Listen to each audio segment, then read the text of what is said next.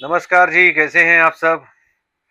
अच्छा, health insurance में बहुत लोगों को पोर्टिंग में बड़ा कन्फ्यूज़न रहता है कि पोर्टिंग कर तो लिए हैं, लेकिन पोर्टिंग से होने वाले बेनिफिट या उससे होने वाली नुकसान, इसके बारे में पूरी तरह से लोगों को पता नहीं रहता है, तो आज उस रिगार्डिंग थोड़ी बात कर लेता हूँ, ठीक है? पोर्टिंग में मोस्टली होता क्या है कि जैसे मान लीजिए किसी एक कंपनी का हेल्थ इंश्योरेंस पिछले आप 7-8 साल से यूज़ कर रहे हैं, ठीक है? और फॉर एग्ज़ाम्पल वो हेल्थ इंश्योरेंस आपका 10 लाख रुपए का है, ठीक है? तो अभी आपने पोर्टिंग कर लिया उसको किसी अदर कंपनी में, ठीक है? और वो समझिए आपने हेल्थ इंश्योरेंस जो 10 लाख का आपका था उसको आपने कर लिया 20 लाख रुपए का, ठीक है?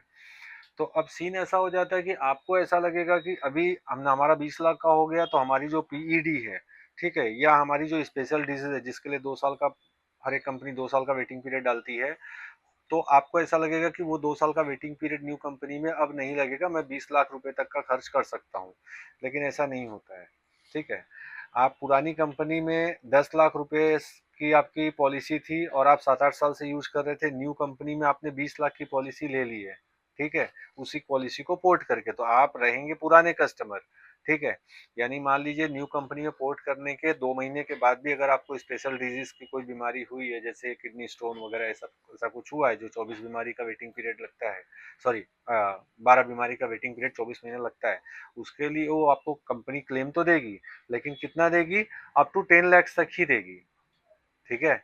20 लाख नहीं देगी। ये नोटिस रखिए, ध्यान रखिएगा इस बात का, ठीक है? ऐसा नहीं कि वो 20 लाख आ जाएगा, ऐसा नहीं। 20 लाख आपका इसमें न्यू कंपनी में कब एलिजिबल होगा? जब आपका इसमें भी आप 2 साल कंप्लीट कर लेंगे तब, ठीक है? सेम यही चीज पीडी के लिए है। मान लीजिए पुरानी कंपनी में आपको पीडी थी, अब चूंकि वहां पे आपने 8 साल निकाल लिया है, न्यू कंपनी में आप आए तो आपका 9वां साल काउंट होगा, तो पीडी का भी पेमेंट कंपनी ये देगी। मान लीजिए 2 महीने बाद ही हाइपरटेंशन है, कोई पीडी है जिसकी वजह से आपका एडमिशन हुआ और बिल आ गया है 12 लाख रुपए का, तो कंपनी अप टू 10 लाख तो पेड करेगी, 2 लाख आपको भरना पड़ जाएगा। कारण पुरानी कंपनी में आप 10 लाख की आपकी पॉलिसी थी और आपने उसको पोर्ट करके इस कंपनी में 20 लाख किया है, तो पीडी के लिए यहाँ भी आपको 3 साल का जो एज पर लॉ जो वेटिंग पीरियड लगता है वो लागू रहेगा, ठीक है? ये चीज। दूसरा, एक सबसे बड़ा जो पोर्टिंग में लॉस होता है वो ज्यादातर एजेंट्स या ज्यादातर लोग बताते नहीं, वो ये होता है कि मॉरिटोरियम पीरियड ना कभी भी वेव ऑफ नहीं होता है, ठीक है? मॉरिटोरियम पीरियड क्या होता है, वो मेरे पुराने बहुत सारे वीडियोस है उसमें आप देख सकते हैं, ठीक है? मॉरिटोरियम पीरियड पहले 8 साल का हुआ करता था, अभी 5 साल का है।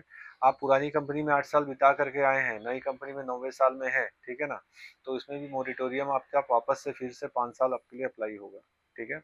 ऐसा नहीं कि पुरानी कंपनी का मॉरिटोरियम यहाँ कैरी फॉरवर्ड होगा, ऐसा कुछ नहीं होता है, ठीक है? मॉरिटोरियम आपको ऐसे ही रहेगा, आपको 5 साल इस कंपनी में भी वापस बिताना पड़ेगा।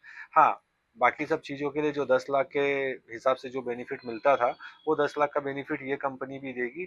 जब इसमें आप 3 साल बिता लेंगे तो सारा पीडी कवर हो जाएगा, सारा आपका जो भी पुरानी चीज़ें, सारी चीज़ें कवर हो जाएंगी 20 लाख के लिए। 10 लाख के लिए तो कंटिन्यू कंपनी दे ही रही है आपको, ठीक है? मेरे ख्याल से आपको मेरी बात समझ में आ गई होगी, ठीक है? Thank you, stay safe, stay secure.